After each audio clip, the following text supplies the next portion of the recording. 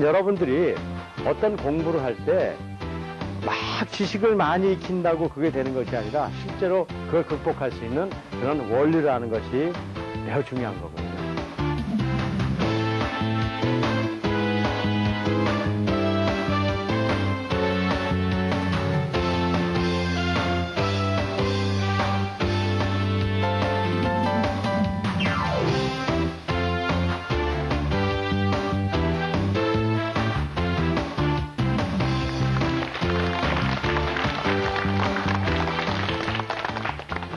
잘들 지내셨습니까? 네. 여러분들 얼굴이 오늘 더 밝아 보이시는 것 같아요. 제가 매번 시작할 때 하는 얘기지만, 제가 이런 그 강의를 하는 가장 큰 이유는 우리가 학습혁명, 공부 그렇지만 이 공부를 하는 진정한 비결이라는 것은 공부만 해서는 안 된다는 거예요.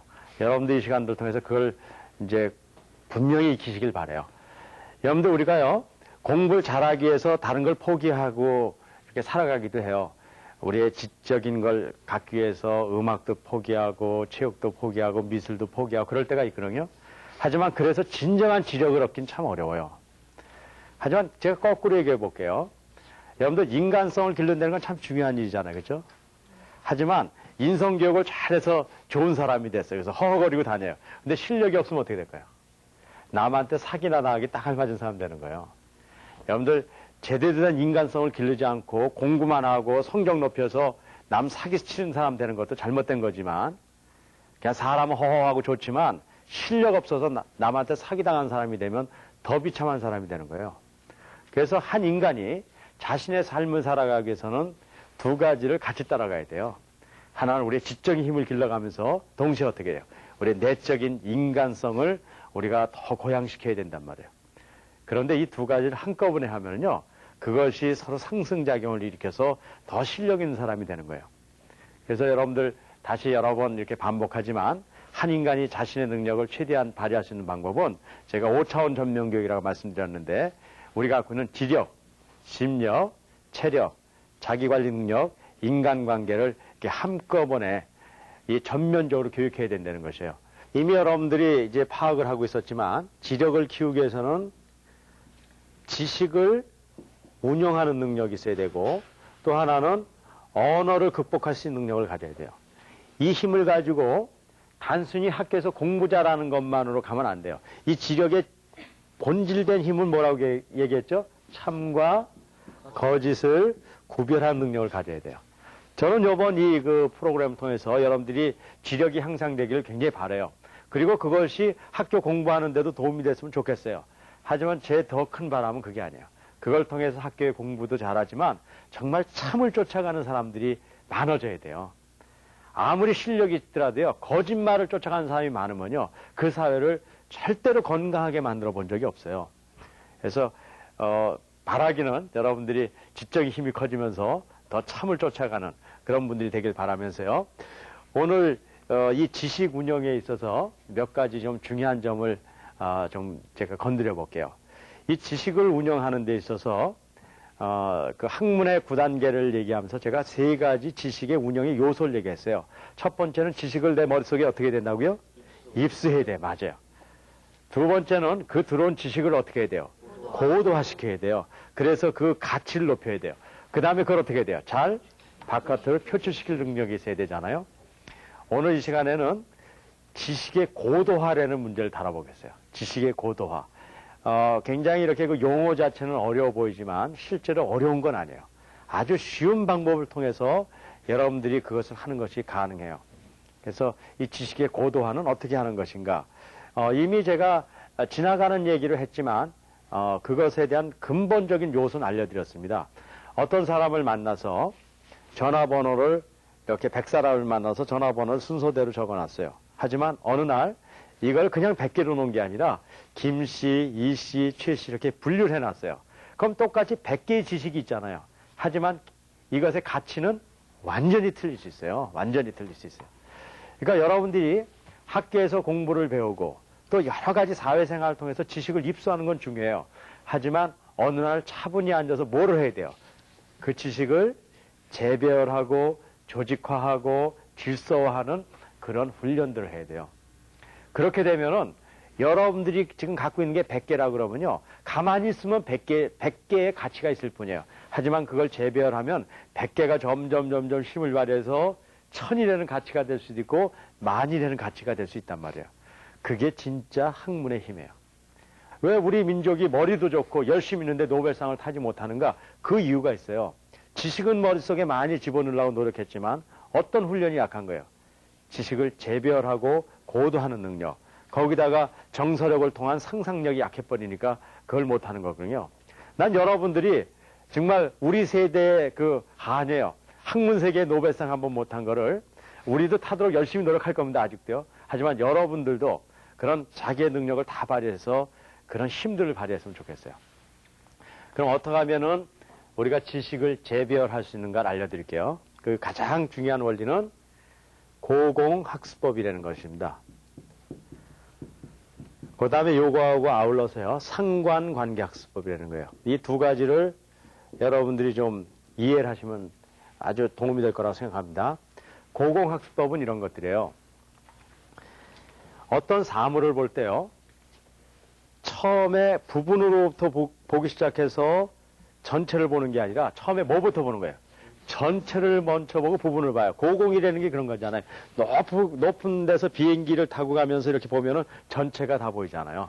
제가 퍼즐이라는 게임 얘기했지만 퍼즐 조각이 많을 때 그냥은 맞출 수 없지만 전체 그림을 보면은 생각해서 맞출 수가 있잖아요. 학문의 세계도 똑같아요. 내 머릿속에 들어온 지식이 그냥 계속 공부만 해서 이렇게 쌓아놓으면요, 포도송이처럼 이렇게 뭉쳐만 있어가지고 이것이 힘을 발휘하지 못해요. 하지만 전체를 보게 되면 어떻게 되냐면요, 이것이 갖고 있는 상관관계를 통해서 정말 학문에 이렇게 큰 그림을 그릴 수가 있거든요. 그래서 동양의 지혜에서는 먼저 숲을 보고 나무를 보라고 그런단 말이에요. 자, 그럼 그 원리가 우리 공부할 때는 어떻게 하냔 말이에요. 어렵지 않아요. 이렇게 하는 거예요. 여러분들 혹시요, 서점에 가서 책을 사서 보면요, 어떤 사람은 처음부터 이렇게 읽어가는 사람이 있어요. 근데 그거보다 훨씬 더 좋은 방법이 있는데 아시는지 모르겠어요. 그건 뭐냐? 머릿말을 읽어보는 거예요. 그럼 머릿말에 대충 얘기가 다 들어오죠. 그 다음에 책의 뒤에 가면 후기라는 거 아세요? 후기는 저자가 그 책을 쓰고 자기가 갖고 있는 생각과 의견들을 적는 거예요. 그런 것들을 잘 읽어보면은 책은 아직 시작도 안 했어요. 그럼에도 불구하고 전체 구조가 와요. 그 다음에 책을 보기 시작하잖아요. 그럼 그 책에 대한 깊은 내용을 알 수가 있단 말이에요. 수학 공부할 때도 마찬가지예요. 우리는요, 수학을 1번부터 문제를 풀기 시작하는 거예요. 문제를 쭉 풀어가다 보니까요, 문제는 알 수 있어요. 하지만 그 수학 문제를 그렇게 풀었는데도 수학이 전체가 어떻게 됐는지 여러분들 아세요, 모르세요? 모른단 말이에요. 그러니까는 실제로 지식이 있더라도 그 힘을 발휘하지 못하는 거예요. 수학 공부도 어떻게 되는지 아세요? 수학의 전체가 어떻게 되는가를 보고 거기서부터 문제를 풀어나가는 방법을 택하면은 쉽게 수학을 극복할 수 있는 것이에요. 그러면은 그렇게 할 수 있는 방법은 어떤 건가? 원리는 너무나 간단해요. 고공학습법이라는 건 비행기에서 높은 데서 보면 전체를 보듯이 내가 어떤 책을 한 권 보려고 그러잖아요. 그럼 그 책의 내용을 잘 들으세요. 책의 내용을 한 페이지에다 정리하는 거예요. 몇 페이지에다요? 한 페이지. 2페이지에다 정리하면 안 돼. 그럼 고공학습법이 안 돼. 비행기 타고 가다 뭐 땅 뒤집어서 다시 볼 수 없잖아요. 그죠? 한 번에 봐야 되잖아요. 여러분들 학교에서 역사를 배워본 적 있죠? 역사를 배웠는데 보통 한 학기 정도 배우잖아요.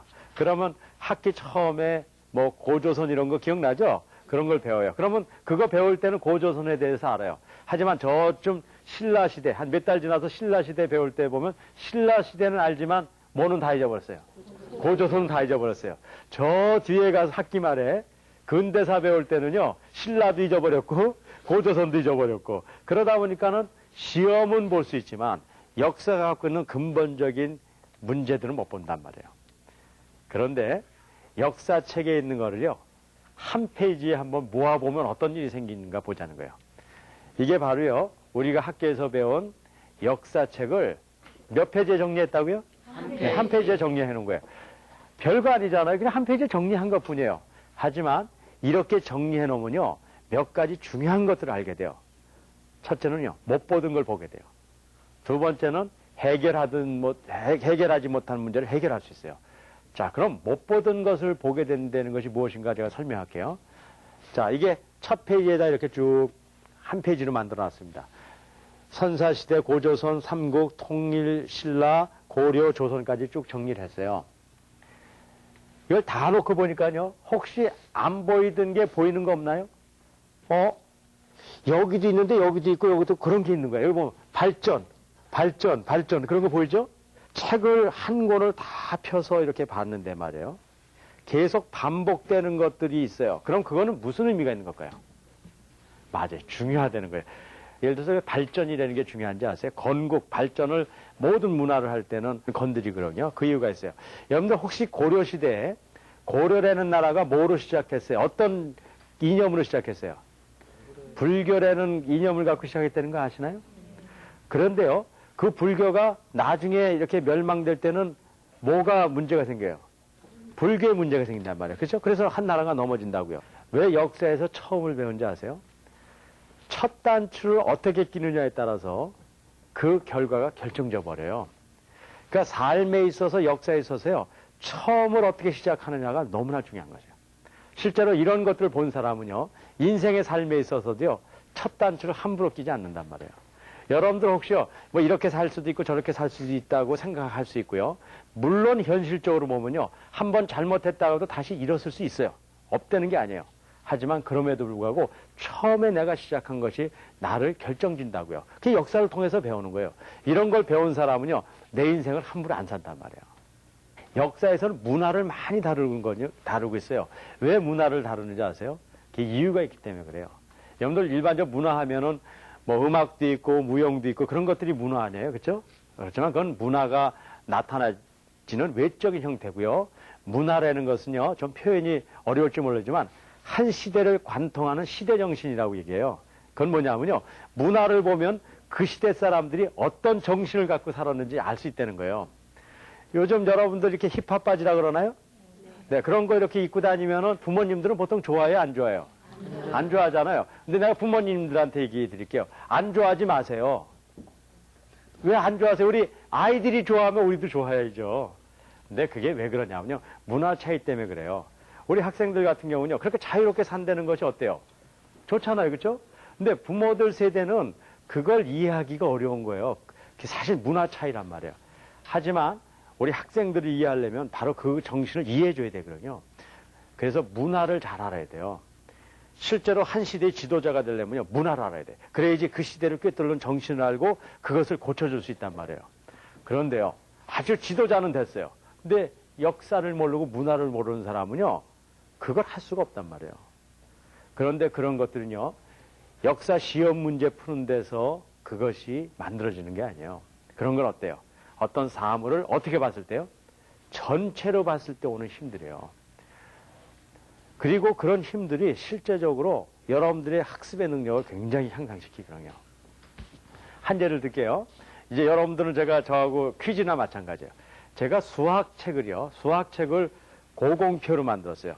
1학년, 2학년, 3학년으로 고공표를 만들었더니 재밌는 걸 발견했어요. 중학교 수학책입니다. 1학년 1학기 때요, 1차 함수를 배워요. 2학년 2학기 때요, 1차 함수, 1차 방정식, 그 다음에 2학년 때 연립방정식 배우더라고요. 근데 3학년 때 2차 방정식, 뭐 이런 걸 배우죠. 그렇죠? 기억나죠? 그런데요, 어떤 학생이요, 1학년, 2학년을 계속 놀았어요. 근데 3학년 때 가서, 야, 이제는 공부 좀 더 해야 되겠다. 그래가지고, 이제는 공부 시작했어요. 그래서 2차 방정식을 계속 푸는데 안 풀려요. 그러면 어떻게 해야 될까요? 이게. 근데 보통 어떻게 하냐면요, 2차 방정식이 안 풀리면요, 이 참고서 하다 어떻게 해요? 다른 참고서도 풀고 막 2차 방정식을 푼다고요. 그렇다고 해서 풀리지가 않아요. 왜 그런가 이유를 여러분들 이제 아신 것 같아요. 고공으로 보면요, 2차 방정식을 알기 위해서는 그 전에 뭘 알아야 돼요? 1차 방정식과 연립 방정식을 알아야지 2차 방정식을 푸는 건데 1학년, 2학년 때 노느라고 그걸 안 했기 때문에 못 푸는 거란 말이에요. 그러니까 그걸 해결하는 방법은 어떻게 하는 거냐면요, 좀 기분이 언짢을지 모르더라도 어디로 가는 거예요? 1학년으로 가는 거예요. 1학년에 가서 1차 방정식을 이해하고 연립 방정식을 이해하고 나면은 2차 방정식은 저절로 풀리는 거란 말이에요. 바로 고공으로 이 사회를 바라봤을 때 그것이 공부가 됐건 뭐가 됐건 그것을 풀 수 있는 방법이 되는 거예요. 여러분들 그러기 때문에 지금부터 무엇을 하더라도 국어책을 보건 영어책을 보건 뭘 보건 간에 그걸 전체로 보는 훈련을 하는 거예요. 절대 어렵지 않아요. 내가 보려는 걸 어떻게 하는 거예요? 한 페이지에다가 요약을 하는 거예요. 근데 요약을 할 때 하는 방법은 이런 겁니다. 가장 기본적인 방법은 이런 표를 만드는 거고요.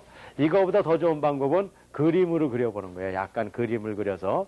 저도 지금 노트를 쓸 때요. 동그라미 치고 네모도 치고 화살표도 하고 이렇게 하는 이유가 뭔지 아십니까? 이렇게 표현했을 때 여러분들이 훨씬 더 잘 이해될 수 있기 때문에 이런 걸 하는 거예요. 오늘 이제 자세히 뭐 이렇게 노트 하는 방법까지는 알려드릴 수 없지만 근본적인 원리는 이겁니다. 조금 용어는요, 어려워 보일지 모르겠지만 이 상관관계 학습법이라는 것을 하나를 더 익혀야 돼요.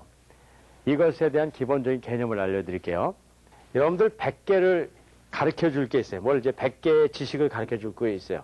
그런데 100개를 다 가르쳐 주면은요, 잘하는 사람은 뭐 90개 뭐 이렇게 알지만 못하는 아이들은 10개도 모르고 평균적으로 한 5, 60개밖에 모른단 말이에요.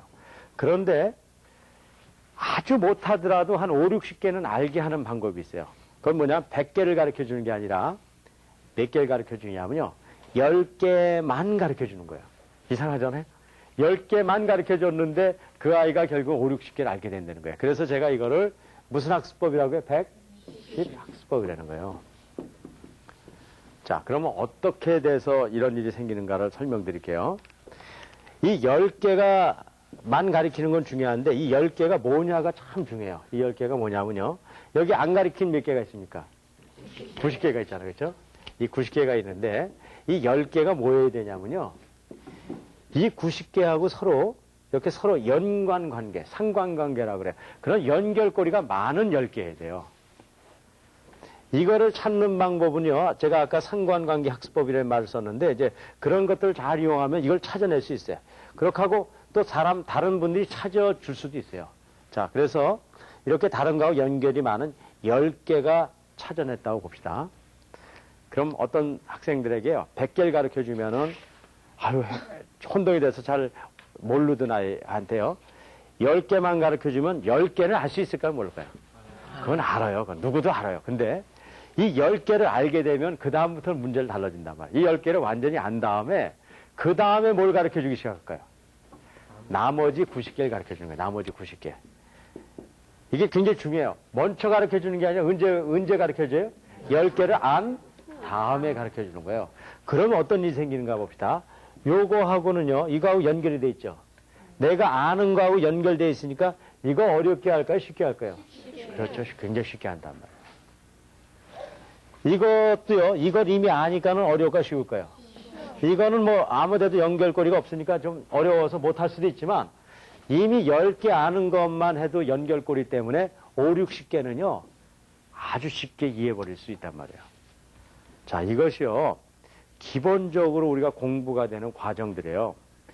많은 사람들은 이런 생각을 해요. 뭘 알기 위해서는 100개를 알기 위해서는 100개를 다 알아야지 아는 것처럼 생각해요. 근데 이 세상은 그렇지 않다는 거예요. 모든 일은 어떻게 되냐면요. 그 100개를 이루었을 때 그것을 구성하고 있는 것 중에 진짜 중요한 거는 10%, 20%밖에 안 된다는 거예요. 그래서 처음에 알 때 뭐부터 알아야 될까요? 가장 다른 거하고 연결고리가 많은 것부터 공부를 하게 되면은 그 과목을 아주 쉽게 이해할 수 있다는 것이에요. 실제로요, 영어에서 제가 일대 원리라는 거 들어보신 적 있으십니까? 영어의 일대 원리요. 영어의 일대 원리. 영어는 몇 개밖에 없다는 거예요. 문장의 패턴이 한 개밖에 없다는 거 아니에요? 처음에 주어, 동사가 있고, 그 다음에 뭐가 궁금한 말, who하고 what, 그 다음에 where, why, how, when 이런 걸 얘기했단 말이에요. 이런 것들이 있는데 그것이 어떻게 발견됐는가를 알려드릴게요. 바로 제가 이 110 학습 원리를 이용한 거예요. 영어의 문장들을 제가요, 이렇게 쭉 읽어가 보기 시작했어요. 읽어가다 보니까 어떤 일이 생겼냐면 여기서 나온 얘기가 이쪽에도 나오고 또 여기서 나온 얘기가 여기서도 나오고 그래서 서로 무슨 관계가 있다고요? 상관관계가 있다는 걸 알게 됐어요. 그래서 상관관계가 있는 것만 쭉 찾아봤더니 영어를 이루고 있는 가장 핵심적인 것은 주어, 동사하고 가장 상관관계가 맞는 게 뭐냐면 who가 제일 앞에 있고 그 다음에 뭐가 있는 거예요? what이 있고 그 다음에 where이 있고 why가 있고 how가 있고 when이라는 걸 알아낸 거예요.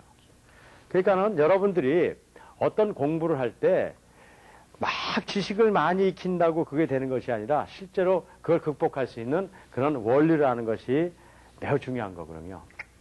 수학도 마찬가지예요. 과학도 마찬가지예요. 여러분들 수학과학 공부를 하는 데 있어서 얼마나 내용이 많아요. 그걸 다 익히려고 그러면은 익힐 수가 없단 말이에요. 하지만 그 아래에 있는 핵심적인 요소를 알아내면 그걸 찾아낼 수가 있어요.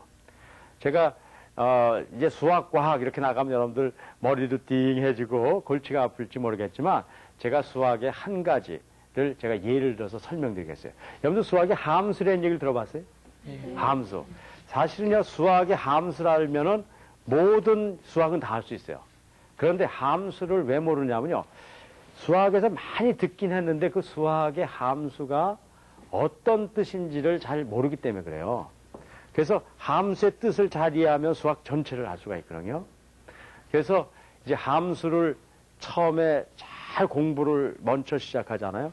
그럼 함수를 통해서 삼각함수라는 것도 들어봤죠.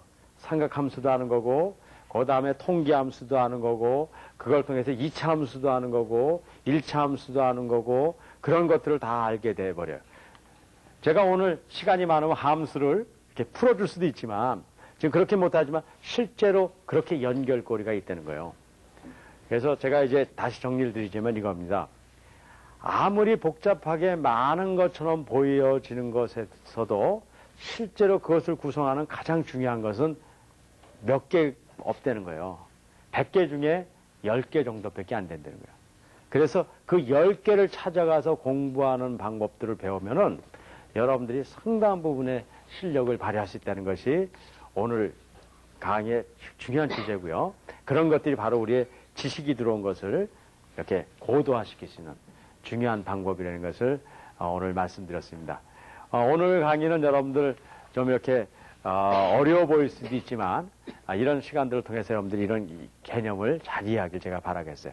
혹시 오늘 제가 강의한 것 중에 질문 있으신 분 있으면 제가 또 질문 받고 마치도록 하겠습니다. 혹시 질문들 있으세요? 네, 우리 학생. 선생님께서 말씀하신 백습 학습법은 어떤 분야까지 활용할 수 있나요? 전 여러분들이 이 백십학습 원리를 학생 시절에 이렇게 이해하길 굉장히 바란 이유가 그거예요. 일단은 이런 원리는 모든 공부에 다 적용돼요. 하지만 거기까지 넘어가는 게 아니라요. 우리가 삶을 살고 생활을 사는데도 마찬가지예요. 최근에요, 나온 책 중에 아주 그 책이 이런 그 백십학습법하고 원리가 같은 건데요. 이런 걸 좀 제시한 분이 있어요. 우리가 하루를 사는데 많은 일을 하잖아요.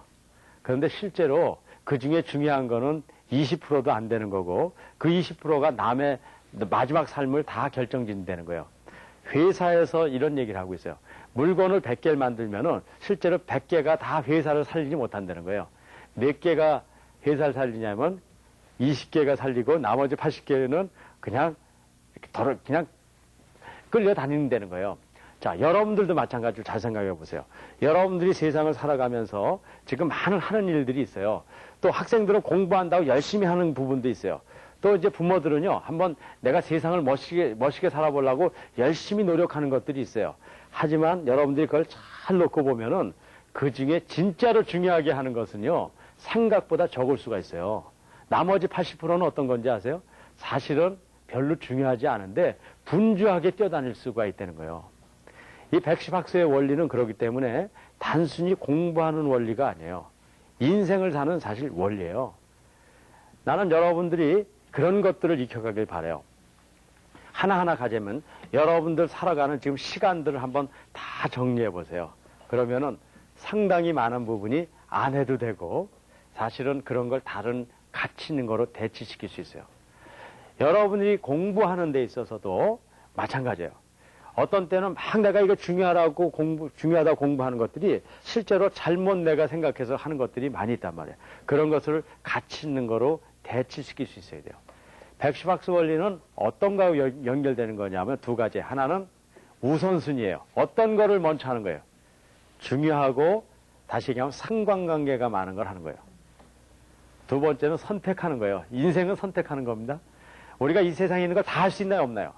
절대 못해요. 내가 선택한 것만 하는 거거든요. 그래서 어떻게 오늘 여러분들 좀 이렇게 깊이 내려갔긴 했지만 이런 학습 원리가 단순히 공부하는 데뿐만 아니라 우리의 인생을 살아가는 하나의 좋은 원리가 되길 바라면서 오늘 말씀을 마치도록 하겠습니다. 감사합니다.